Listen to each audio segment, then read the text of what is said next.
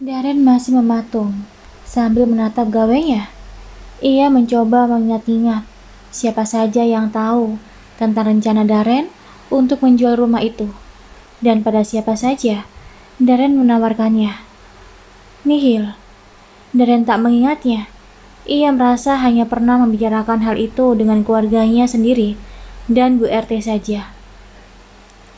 Mas, aku berangkat ya, ujar Hani yang sudah berdiri di ambang pintu kamar Darren. Lamunan Darren langsung buyar. Ia berbalik dan mengulurkan tangannya pada Hani. Istri keduanya itu pun mencium punggung tangan Darren. Hal yang lalu pernah dilakukannya sama sekali. Aku juga mau berangkat, timpal Darren sambil memasukkan gawainya ke saku celana. Ia keluar dari kamar seiring kepergian Hani. Bahkan mobil keduanya pun berjalan berurutan. Di pintu keluar komplek, barulah mobil mereka berpencar ke arah yang berbeda. Jika biasanya Darren menyetel lagu untuk menemani perjalanannya, setelah kepergian Jarana, mobil itu selalu hening tanpa suara. Darren sama sekali tak berminat untuk mendengar apapun, apalagi lagu-lagu Melayu. Bergenre sedih selalu berhasil membuatnya semakin larut dalam kesedihannya. Saat sampai di kantornya, Darren mengerit heran saat melihat meja kerja Ipan masih kosong. Dia mengedarkan pandangan, mencari-cari keberadaan Ipan. Barangkali sahabatnya itu sedang di meja rekan kerjanya yang lain. Namun ternyata tidak ada. "Cari Pak Ipan, Pak?" tanya seorang karyawan yang melihat Darren sedang selingkuhan di sebelah meja kerja Ipan. "Iya, belum datang." Darren bertanya balik. "Belum sepertinya, Pak," jawab karyawan itu. Darren pun mengangguk, kemudian melanjutkan langkahnya menuju ruangannya. Setelah duduk nyaman di kursi kebesarannya, Darren pun merogoh gawe miliknya dan menelepon Ivan.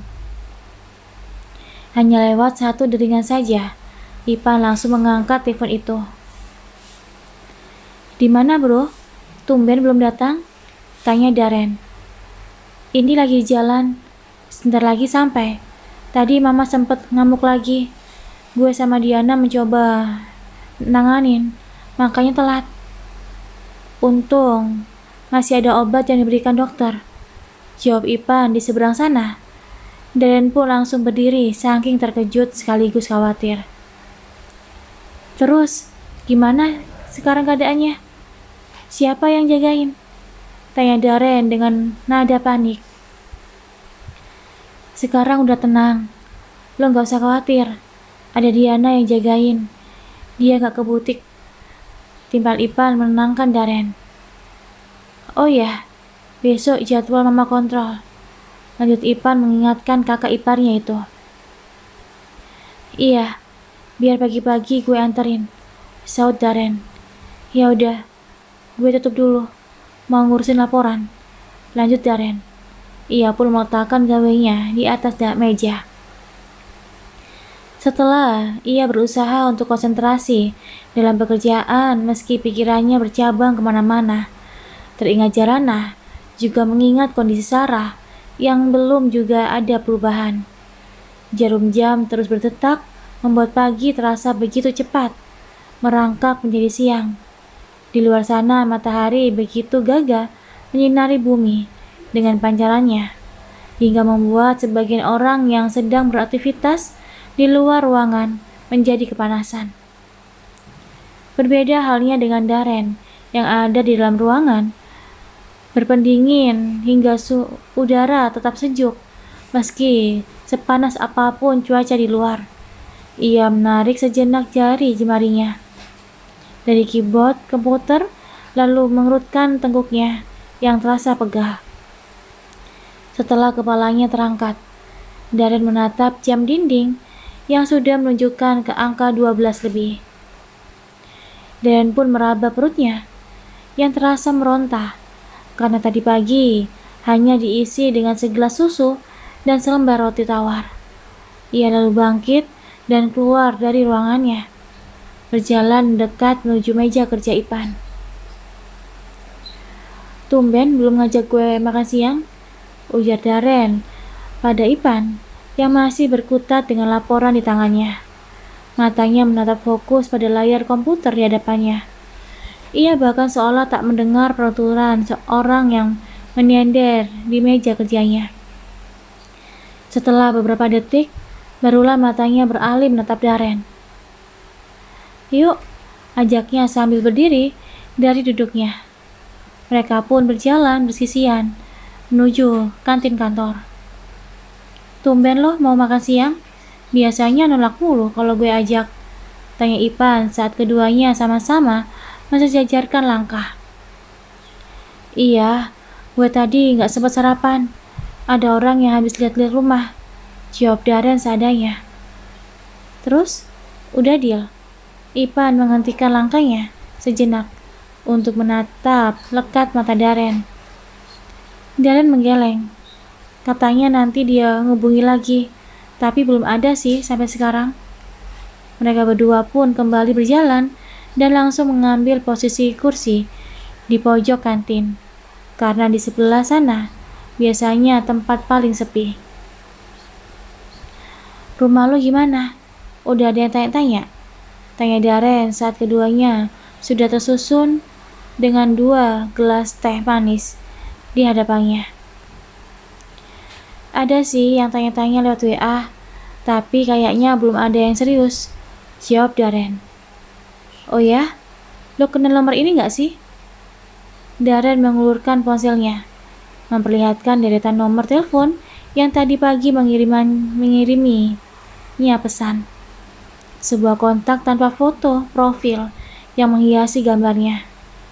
Ipan menatap layar ponsel Darren dengan seksama, memperhatikan nomor telepon yang tertera di deretan pesan yang masuk. Setelah sekian detik menatapnya, Ipan pun menggeleng. Sepertinya nggak tahu. Mana nggak ada foto profilnya? Emang kenapa? Kepala Ipan kembali mundur, lalu bersandar pada dinding yang berada tepat di belakangnya. Dan pun menceritakan tentang isi pesan itu dan penawarannya. "Gimana menurut lo?" tanya Darren setelah selesai bercerita. "Bagus dong, kan itu memang yang kita cari," jawab Ipan. "Masalahnya gue gak enak sama Bu RT yang udah terlanjur gue minta buat bantuin jualin," timpal Darren. "Iya juga sih. Kalau gitu lo tunggu sampai besok. Kalau ternyata orang yang tadi nggak ngabarin juga atau minta harga terlalu rendah, lo baru kabarin tuh orang yang ngirim pesan. Jangan lupa ngomong juga sama Bu RT." Ipan memberikan masukan. Darren pun mengangguk. "Kalau mobil gue gimana?" ragu Darren untuk bertanya. "Gue udah nyoba posting di grup. Udah ada yang nanya sama nawar, tapi belum ada yang berani serius sampai menghubungin ke WA atau telepon. Biasanya kalau memang serius, pasti langsung nelpon," jawab Ipan. "Tapi, lo udah yakin kan mau jual tuh mobil?" "Insya Allah yakin. Berikhtiar sampai maksimal, biar hasilnya juga optimal." Darren bertutur dengan percaya diri. Seulas senyum tipis terbit dari kedua sudut bibirnya. Percakapan mereka pun terhenti saat makan siang keduanya datang. Mereka pun langsung menyantap makanan masing-masing dalam keheningan. Hanya suara bising dari orang-orang yang ada di sekitarnya yang terdengar. Malam ini, Darren begitu merindukan Jarana. Ia terpaku cukup lama di depan lemari baju, tempat di mana baju-baju Jarana masih tersusun rapi di sana. Mulai dari baju muslimah yang menggantung, hingga baju piyama tidur dan rindik tipis yang entah kapan Jarana pakai. Sejak ada Hani di rumah itu, Jarana tak pernah lagi mengenakan baju dinas istri, khusus malam hari. Jarana merasa sungkan, sekaligus was-was, jika suatu waktu Hani tiba-tiba mendapati mengenakan pakaian berbahan tipis itu. Hingga akhirnya, baju-baju itu menjadi penghuni tetap lemarinya. Mas, kapan mau nemenin aku tidur lagi? Aku ini istrimu loh. Bukannya dosa ya mengabaikan hak istri. Tugas Hani di ambang pintu kamar. Darren sambil melipat kedua tangannya di dada. Darren menoleh tanpa ekspresi, lalu menatap Hani sekilas sebelum akhirnya kembali melempar pandangannya ke arah lain. Baiklah, aku tidur sama kamu malam ini. Tapi bukan di kamar ini. Kamar ini tetap terkenang sebagai kamar Jarana, yang ranjangnya tak pernah diisi oleh wanita lain. Darren bertutur dengan intonasi nada datar. Ia mengikuti keinginan Hani bukan karena mencintainya, namun karena rasa tanggung jawab sebagai seorang suami meski sebatas status. Oke, aku tunggu di kamar, jawab Hani sembari berbalik lalu berjalan dengan hati yang panas membara. Hani merasa sangat kesal karena Darren masih terus menyakiti hatinya dengan tetap mengutamakan Jarana meski sudah tiada. Sabar Hani, tetap tenang. Hani menyemangati dirinya sendiri. Ia berusaha meredam gejolak emosi yang melegak di dadanya dengan menarik nafas sedalam mungkin, lalu mengembuskannya perlahan. Hani pun langsung membuka lemari bajunya. Ia mengganti piyama tidurnya dengan lintik berwarna hitam, hingga terlihat begitu kontras dengan kulitnya yang putih. Setelah menyapu make up tipis-tipis di pipi mulusnya, Hani pun mematut diri di depan cermin, sambil sesekali berputar memperhatikan penampilannya depan belakang. Sempurna, tutur Hani tersenyum riang, lalu naik ke atas ranjangnya. Tak berselang lama, Darren pun masuk ke dalam kamar Hani karena dirasa waktu semakin melaju malam. Bahkan Kalista pun sudah tertidur pulas bersama Astri. Saat Darren berbalik setelah menutup pintu, manik hitam lelaki itu sempat melebar melihat penampilan Hani yang sungguh menggoda. Ia tidur menyamping di atas ranjang dengan kepala disanggah satu tangan. Kedua paha mulusnya tertampang nyata. Dadanya masih begitu indah, bak seorang wanita yang belum melahirkan dan punya anak, nyaris terlihat jelas. Hanya kain yang teramat tipis yang membungkusnya. Darren memejamkan matanya sebentar sambil menarik nafas pelan.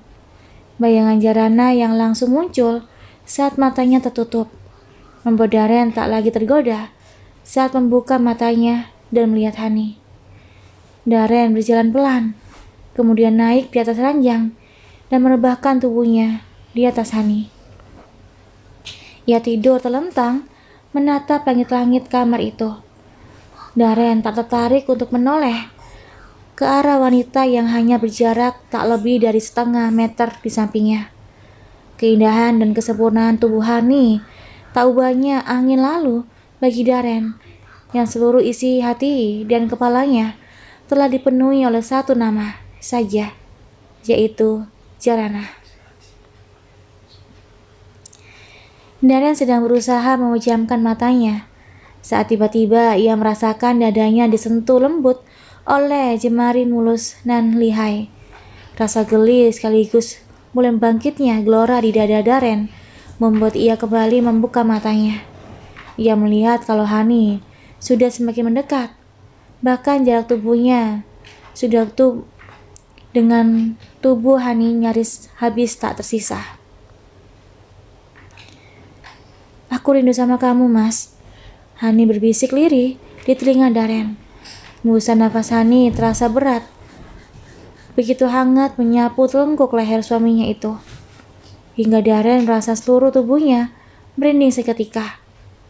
Jari tangan Hani pun semakin liar menggeliat ke seluruh dada bidang yang dipenuhi bulu-bulu halus itu. Bibir merah Hani mulai menggigit kecil daun telinga Darren, membuat gairah lelaki itu semakin bangkit. Hingga Hani kembali berbisik dengan suara yang nyaris hilang, bahkan hanya serupa desahan. "Aku menginginkanmu, Mas." Diri Hani diiringi jeritan yang semakin liar di area leher suaminya itu. Jarak tubuh Hani dan Darren kini yang habis terkikis sempurna, membuat dada Darren kian berdebar kencang. Nalurinya sebagai lelaki normal bangkit dan mengelora.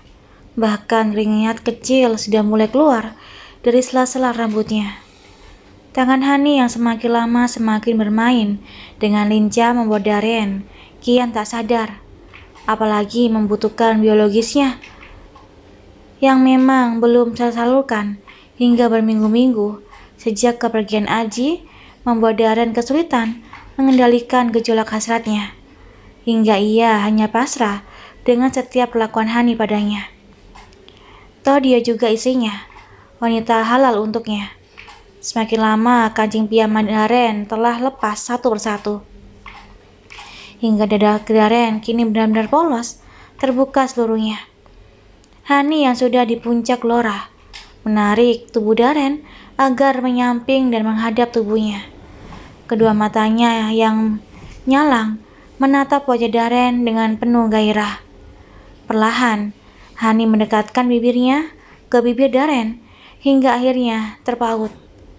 Hani pun menghadiahkan gigitan-gigitan kecil di area bibir Darren dengan yang tak pernah tersentuh rokok.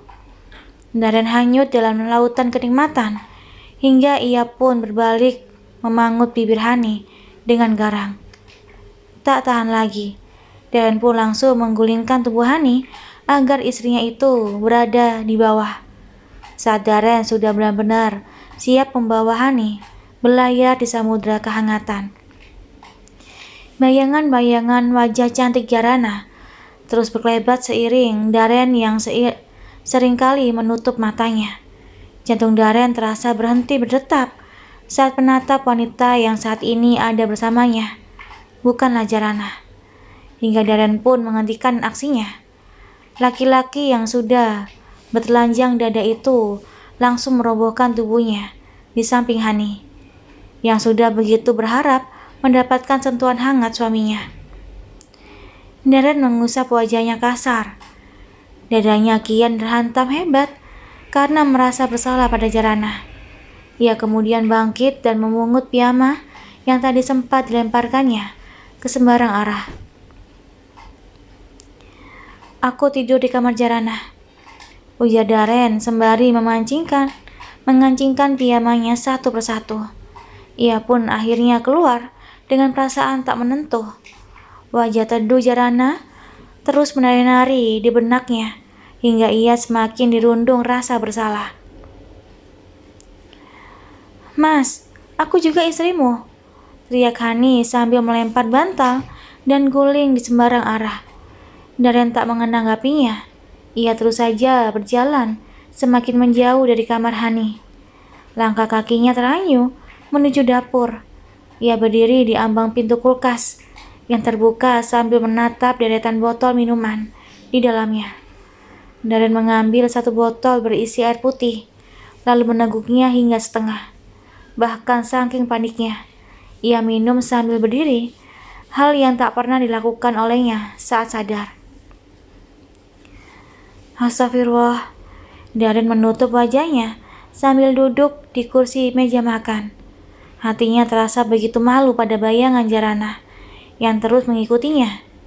Ia malu sebab ia tak bisa menahan hasratnya. Padahal Jarana pergi belum genap 10 hari.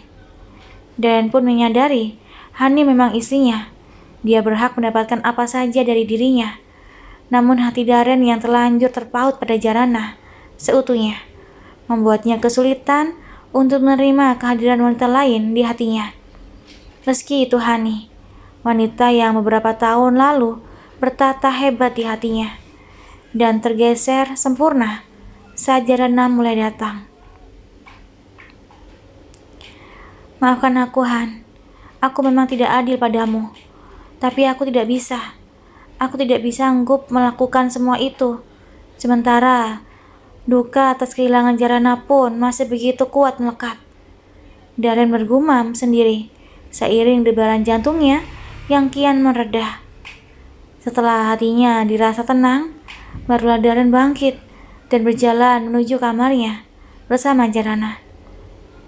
Kamar yang selalu menjadi tempat ternyaman bagi Darren. Ia bisa menumpahkan semua kegelisahan, semua cinta, dan cerita di pangkuan Jarana. Hal yang saat ini begitu dirindukannya. Sementara di kamar Hani, ia masih melengkupkan amarahnya yang belum tuntas karena ditinggal begitu saja oleh Darren. Ia yang sedang diambang puncak gelora membara merasa kecewa pada suaminya sendiri. Apalagi Hani memang sudah lama tak pernah lagi menuntaskan hasratnya semenjak Bian bertulangan dengan Nindya. Kamu kejam, Mas. Kamu tega sama aku. Padahal aku juga istrimu. Bahkan sekarang, akulah satu-satunya istrimu. Setelah wanita udik itu pergi ke neraka. Hani terus meracau sambil mengacak-ngacak spray putih yang menutupi ranjangnya. Dadanya begitu sesak, bahkan sekedar untuk bernafas. Ia pun mengambil jurus andalannya. Tengkurap di atas ranjang, kemudian melutup di atas bantal sambil berteriak kencang. Cara itu cukup ampuh bagi Hani ketika hatinya dilanda rasa kecewa luar biasa. Paginya, Hani mencoba bersikap biasa, melupakan kejadian semalam meski terasa begitu menyakitkan bagi harga dirinya sebagai seorang wanita. Ia menghampiri Darren yang sedang mengenakan kemeja maron lengan panjang di kamarnya. Kenapa pagi banget berangkatnya? Tanya Hani yang berdiri di samping tubuh Darren. Ia menatap mata suaminya itu lewat pantulan cermin yang ada di hadapannya. Aku mau antar mama kontrol ke rumah sakit, jawab Darren sambil sibuk merapikan dasinya. Sarapan dulu, timpal Hani sambil berjalan menuju keluar kamar Darren. Hani selalu saja mencoba menghindar saat Darren membahas keluarganya. Tak lama, Darren pun mengikuti Hani ke ruang makan. Semangkuk besar nasi goreng sudah tersedia di meja makan, lengkap dengan telur mata sapi, bahkan dan bakwan jagung yang baru saja diangkat dari penggorengan. Biar aku siapin, ujar Hani mengambil piring yang sudah ada di hadapan Darren, mengisinya dengan nasi goreng dan telur. Darren pun langsung menyantapnya dengan sedikit tergesa. Ia masih terbayang-bayang tentang apa yang terjadi semalam bersama Hani, membuatnya sedikit canggung dan kikuk berada di dekat istri keduanya itu. Setelah nasi goreng dalam piringnya habis, Darren meminum air putih beberapa teguk, kemudian langsung berdiri tanpa menunggu Hani yang belum menyelesaikan sarapannya. Aku berangkat, tutur Darren pada Hani datar. Tangannya menjinjing tas kerja hitam miliknya. Biar aku antar, tawar Hani hendak bangkit dari kursinya. Gak perlu, habiskan saja makanannya, cegah Darren dengan memberi kode dengan tangannya. Oh ya, nanti malam aku pulang telat. Kalau jadi mau ada orang yang lihat-lihat mobil milikku, lanjut Darren. Mobil juga jadi dijual? Tanya Hani yang sudah kembali duduk menatap lurus mata Darren.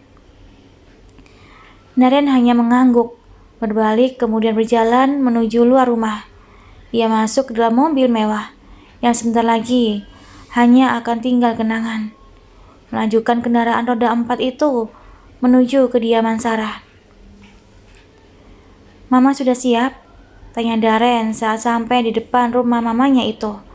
Ipan memang sedang berada di halaman rumah, memanaskan mobilnya yang hendak dipakainya. "Kayaknya udah, tadi lagi disiapin Diana," jawab Ipan. "Oh, oke. Gue langsung masuk ya," tutur Darren sambil menepuk pundak sahabatnya itu. Ia pun langsung melangkah masuk ke dalam rumah ibunya itu. Di ruang TV, Darren melihat Sarah yang baru selesai disuapi Diana. Layar televisi berukuran besar itu pun sengaja Diana nyalakan dengan volume sedang. Hal itu guna memancing kesadaran Sarah yang tak kunjung membaik. Darren langsung menghampiri Sarah dan berjongkok di depannya.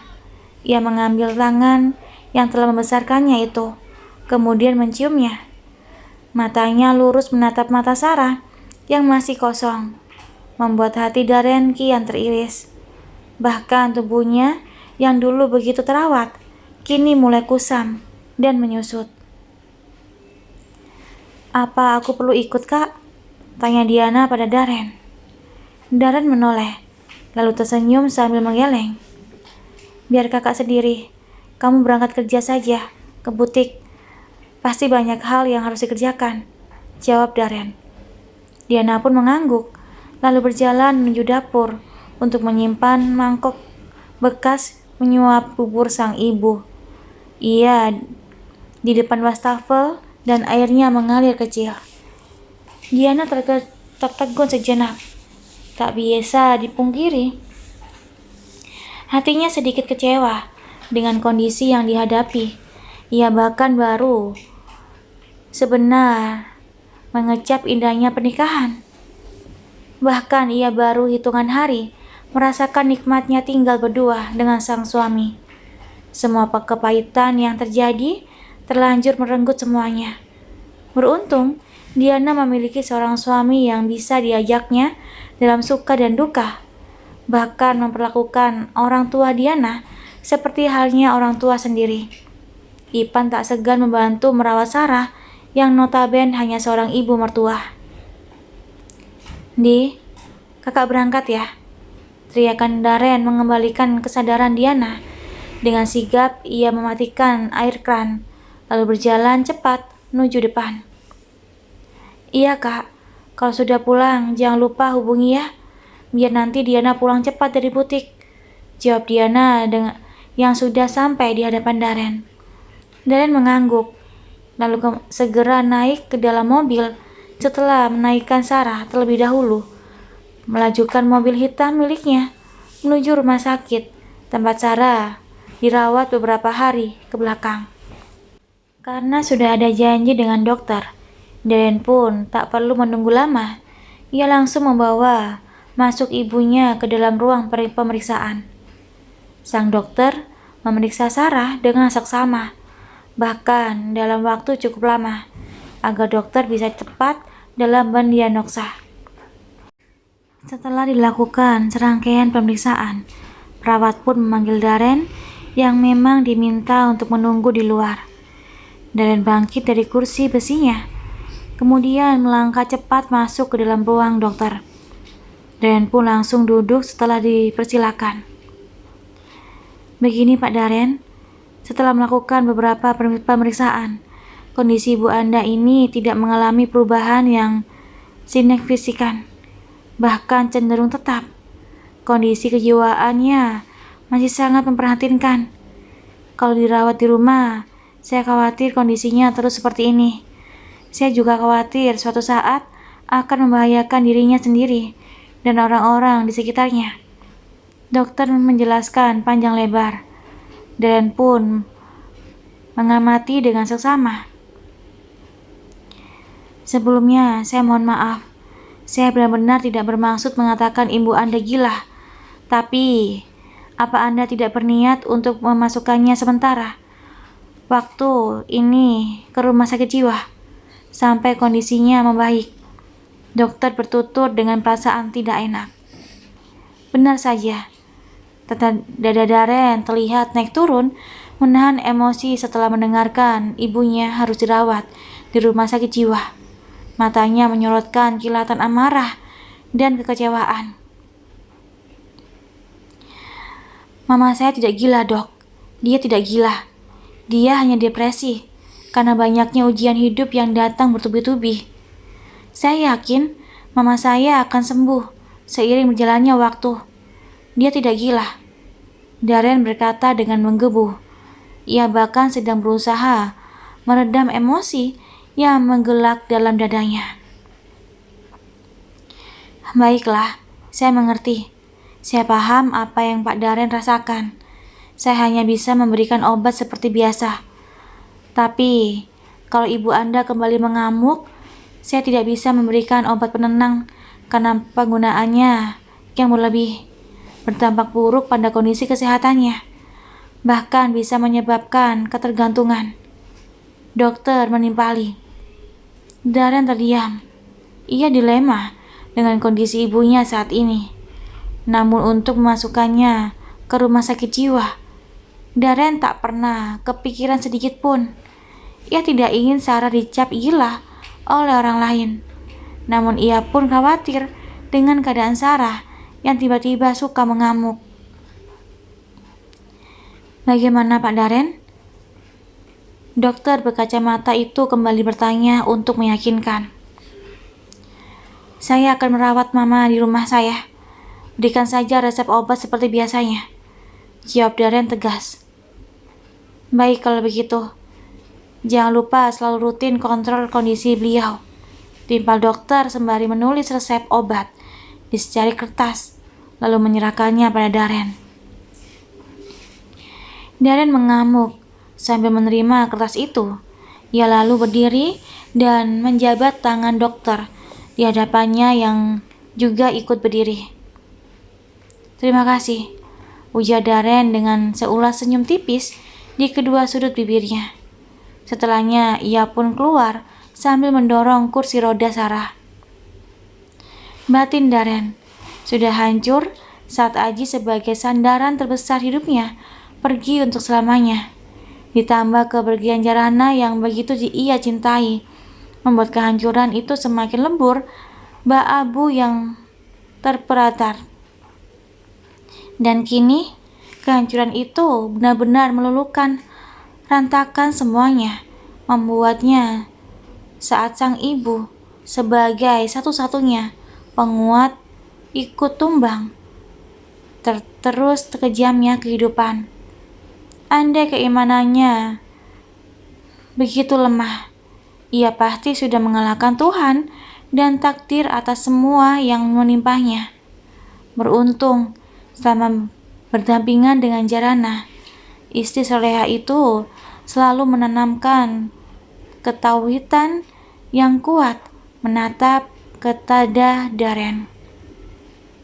Hingga kini, Darren bisa menganggap suami itu adalah bagian dari kodo dan kodar dari Sang Ilahi yang harus dijalani dengan penuh keikhlasan dan kesabaran.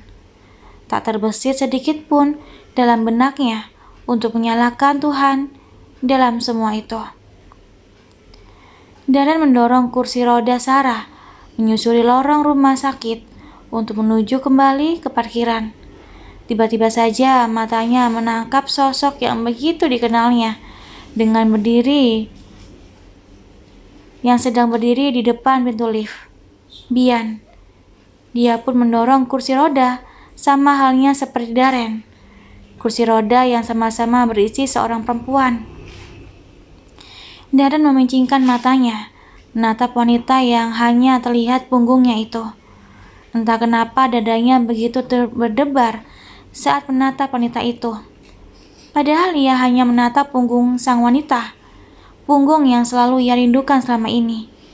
Darren mencoba mencari posisi untuk bisa melihat wajah wanita dengan jarak beberapa meter di hadapannya. Namun sayang, posisi Bian yang berdiri persis di samping kursi roda itu membuat Darren tak bisa melihat wajah wanita itu sedikit pun. Siapa sebenarnya wanita yang bersama Bian? Gumam Darren. Ia pun mempercepat langkah berniat untuk menghampiri laki-laki yang begitu akrab dengan istri keduanya itu. Matanya bahkan tak berpaling sedikit pun dari dua orang yang jaraknya kian semakin menipis di hadapannya.